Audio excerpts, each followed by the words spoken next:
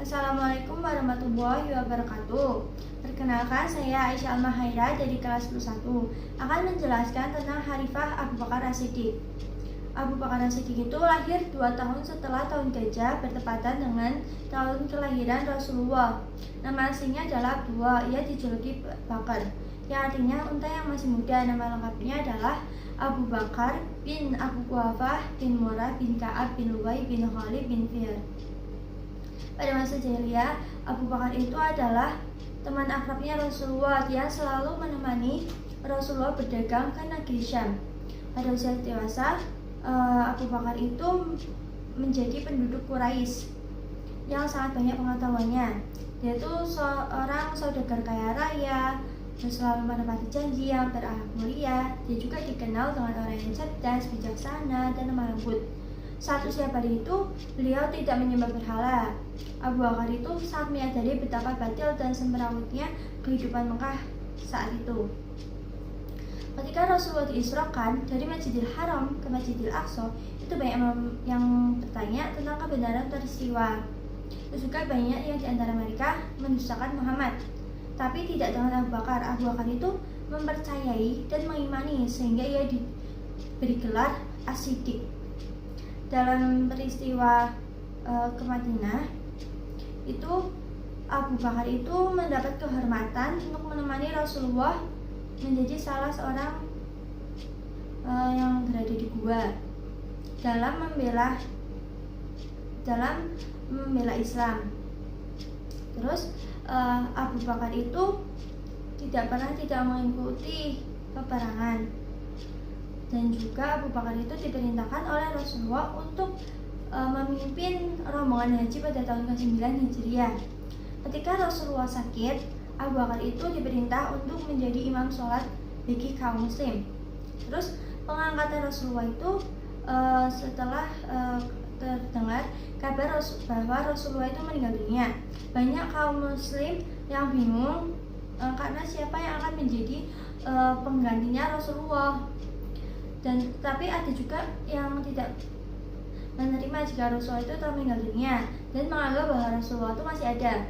Tapi Abu Bakar itu berpidato, "Wahai manusia sekalian, barang siapa yang menyembah Muhammad, maka Muhammad telah meninggal dunia. Dan barang siapa yang menyembah Allah, maka Allah tidak akan pernah mati selamanya." Setelah mendengar tersebut, kaum muslim itu akhirnya itu menyadari bahwa Rasulullah itu telah meninggal dunia. Terus mereka itu kayak bimbang siapa yang akan menjadi sosok penerusnya, pengganti Rasulullah SAW. Terus kaum Ansar itu terbagi menjadi 2 golongan, yaitu golongan besar, yaitu suku Aus dan Khazraj. Mereka itu berkumpul di suatu tempat, yaitu yang dinamai Saqifah Bani Sa'idah.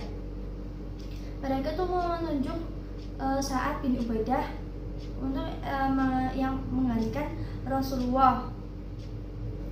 Terus mereka itu karena mereka itu merasa berhak, karena mereka itu sudah menolong kaum muslim. Terus berita tersebut itu terdengar oleh Abu Bakar As-Siddiq. Akhirnya diikuti umat dan sahabatnya, mereka menuju ke Saqifah Bani Sa'idah. Abu Bakar berkata jika salah satu dari kaum Ansar dan kaum Muhajirin, intinya seperti itu, Abu Bakar itu memilih Umar bin Khattab dan Abu Ubadah. Tapi Umar itu berkata, "Bukalah tanganmu wahai Abu Bakar, bukankah Rasulullah menyuruhmu untuk menjadi imam sholat bagi kaum muslim? Jika Rasulullah mempercayai engkau mengenai soal agama, maka kami akan mempercayaimu soal urusan keduniaan. Jadi kami serahkan urusan kepemimpinan ini kepadamu. Engkau juga orang yang kedua yang berada dalam gua pada waktu itu. Engkau juga orang yang paling disayangi oleh Rasulullah selain kami." Setelah itu Abu Bakar As-Siddiq dibaiat oleh Umar dan diikuti kaum muslim lainnya. Abu Bakar ini masanya itu sangat singkat, cuma 2 tahun 3 bulan 10 hari. itu juga untuk membenahi akidah-akidah yang tergoncang akibat meninggalnya Rasulullah. Abu Bakar itu wafat pada 21 Jumadil Akhir 13 Hijriah atau 22 Agustus 634 Masehi. Setelah sakit yang dideritanya kurang lebih selama 15 hari, dia dimakamkan di kamar Aisyah di samping Rasulullah. Terus substansi dan strategi dakwahnya itu sangat singkat karena ingin menjadikan kaum muslim itu menjadi kembali untuk bersatu. Terus itu strategi dakwahnya salah satunya ada perang Riddah. Perang Riddah itu muncul akibat gejolak dari umat muslim, salah satunya murtad.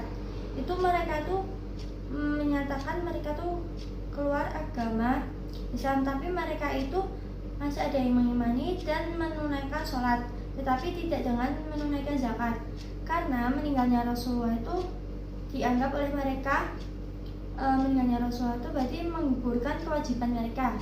Jadi perang Riddah itu perang melawan kemurtadan.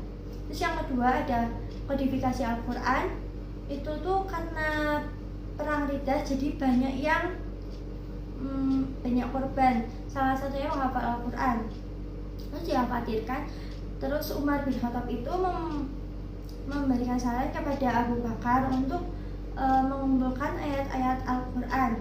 Jadi ditunjuklah Zaid bin Sabit untuk mengumpulkan ayat-ayat Al-Quran. Dia juga sosok orang yang cerdas dan sudah berpengalaman mencatat ayat-ayat Al-Quran. Terus yang ketiga ada perluasan wilayah.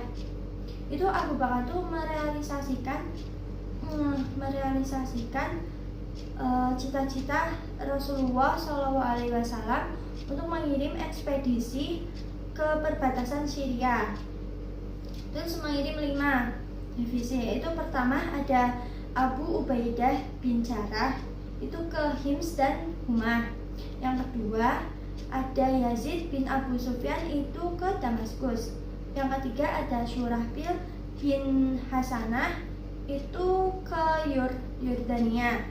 Terus yang keempat ada Ahmad bin As itu ke Palestina. Dan yang terakhir yang kelima ada Ikrimah bin Abu Jahal. Itu tuh pasukan yang selalu siap siaga. Sekian dari saya. Wassalamualaikum warahmatullahi wabarakatuh.